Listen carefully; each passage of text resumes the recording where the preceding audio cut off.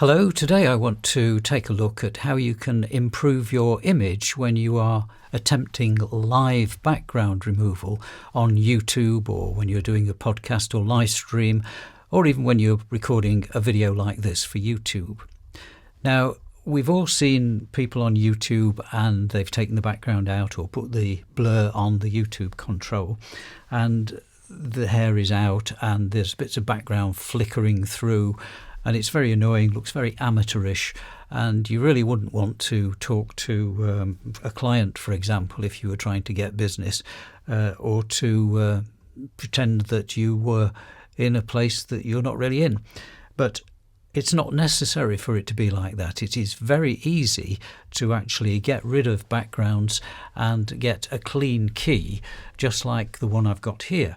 And it all depends on what is in the background. So the first thing you want to do is to try and get rid of any clutter in the background, but not by tidying your room, which defeats the object, but by putting a plain cloth or plain background behind it, or shooting against a plain wall.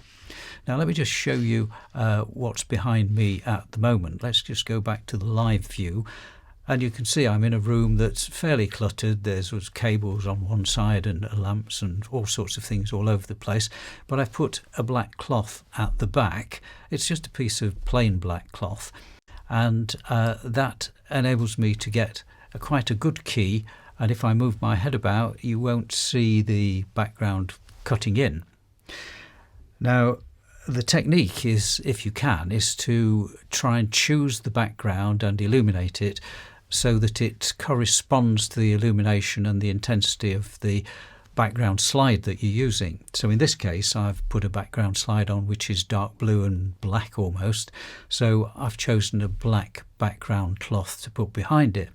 So if there is any bleed through my whiskers of whatever colour the cloth is at the back, it's going to be black bleed, so it's going to blend into the slide that I've got behind me. Now, if I were putting a different slide on, a lighter slide, then I'd probably choose a different cloth, a lighter cloth, and you could choose a colour to blend in with your background slide as well. So if this slide were a bit brighter blue, then I might well use my blue background cloth in order to get a correct key.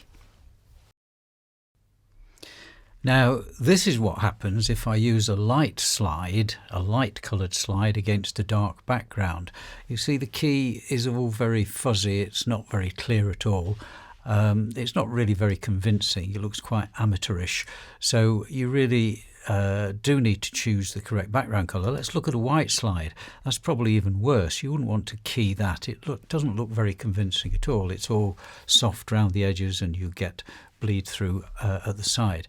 But if that were a black slide, then that's actually quite positive, quite a decent looking slide that you could use anywhere. So it is important to choose the right intensity of the colour and illumination of the background screen if you want to get a good key. Now, I'll now change the screen to a white screen, and we'll look at putting that against some photographs.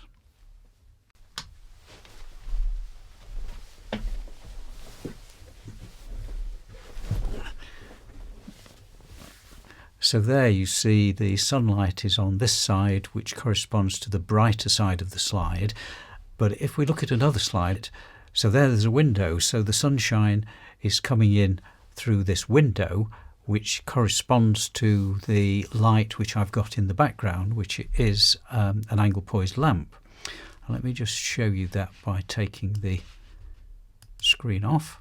So there you can see the angle poise shining on this side, which corresponds to where the sunlight is coming from this window. I'd also now watch the top of my head as I lean over towards the window, and as I lean over there, you will see that there's a little bit of a highlight comes in the hair, and it goes away when I come back into the room. Now, I just caught there the bottom of the angle poise, so it wiped a bit of my head off, so you have to be careful if you've got bits in the background. But that's a fairly realistic look at something on a slide in a more natural environment, which you could get away with in most cases. Now, I've switched off the overhead light behind my big scrim, and I put a small video light, just a tiny video light, a metre or so to this side, just to give a bit of illumination from within the room. I've left the angle poise on at this side, so this looks probably more realistic in that I'm fairly dark now inside the room. And if I go back to the window, then I can see the sun behind me and the dim face on the inside of the room. So if you want to create some mood, you can do that as well. But if I look at this bright slide, now this is a slide of the rainbow. That's a more complicated slide, and you can't easily balance off the intensity and type of colour. Now, in the second part of this video, I want to take a look at the differences between green screen background removal and AI background removal, because there are differences and some advantages and disadvantages to each. One of the main differences is that green screen must be illuminated uniformly, edge to edge, top to bottom, in order to get a good green screen. And you may have just caught there one of the differences, because I'm on AI at the moment, and I think you saw a microphone. But it will only come into vision if it's part of my body, because AI is programmed to identify the human body and anything attached to it. So if I hold something, it will show, but if I don't, it won't show. So that's one of the main differences. Some of the other differences are to do with the way it's controlled. Now, if you go into a background removal on Zoom, for example, you really don't get much control of how it works. But if you use a different AI background removal program, such as the one that's supplied with the Insta360 Link webcam, which I'm using at the moment, then there are different controls on there which enable you to fine-tune the background a little bit. You can dim the background slide if it's too bright. There are little bits of tweaks that you can do. You can adjust the colour temperature. You can change the tint to a degree by moving a slider, so you can make the picture a bit warmer if that suits the background slide, or you can make the background slide a bit dimmer.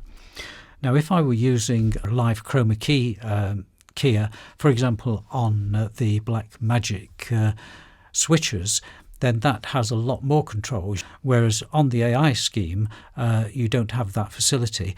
But generally speaking, it will just key out the background, so you don't need to have a uniform colour. But having said that, AI background removal can be very successful. Take this shot and the things that I've demonstrated here. Look how small I am in relation to the stage set with this slide on, and that gives me enough room just to walk forward gently and create a little bit of interest and dynamism in the shot as I get generally larger as I approach it.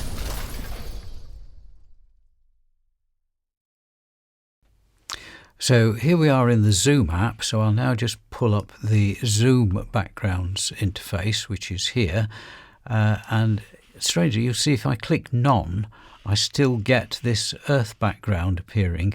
I'm not sure quite how I get rid of that, other than close the background in the 360 Link app, which strangely closes it in the Zoom. But if you'll see that we are in the Zoom interface, so we know we're in the right interface. So I'll call up my background that I've loaded, this is the Zoom picture in the center here. The one on the left-hand side here is the 360 Link interface. So you're already noticing that my whiskers on this side are flicking in and out when I use the same background through the Zoom interface. So the Zoom interface is nowhere near as good as the AI background removal in the 360 Link controller app. Now, once you've managed to get your webcam feed to come through to the Zoom app, including the backgrounds that you've applied on the webcam rather than on the Zoom app itself, then you can change those backgrounds using your webcam app to any other backgrounds that you've got saved in your webcam app itself. And generally you get better results doing it that way, and you don't get flicker on hair and things like that. So if we go up on this screen to the little camera icon at the top, which is part of the 360 Link system, that brings down the menu for the 360 Link, and there at the bottom you see backgrounds. If I click that and switch the background off, you will see that the background goes off on the Zoom app, but strangely it doesn't go off on the 360 Link app, which is actually the control that we're using. Anyway, we'll switch the background back on, which pulls it back on this side, which is the Zoom app.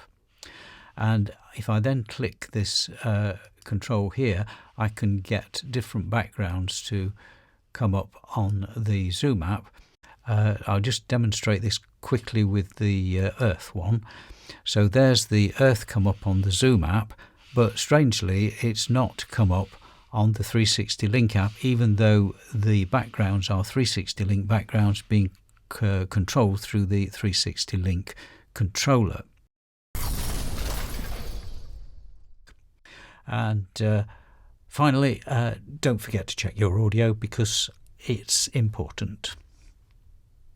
So I hope you've found these little tips useful, and you'll now be able to present yourself much better on a Zoom call, or if you're recording a YouTube video or doing a live stream. It's far easier to do it well than to make a mess of it. Goodbye.